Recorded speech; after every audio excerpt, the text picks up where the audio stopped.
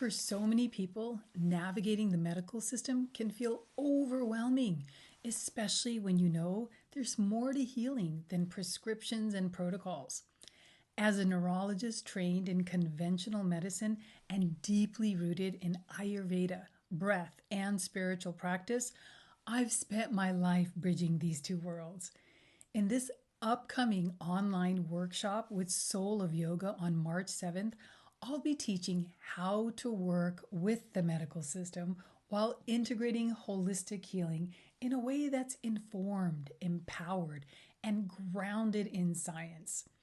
We'll explore how breath is now being used clinically to regulate the nervous system, how Ayurveda and daily rhythm support brain health and healing, and how meditation, mantra, and breath shift us into higher brain states and deeper consciousness.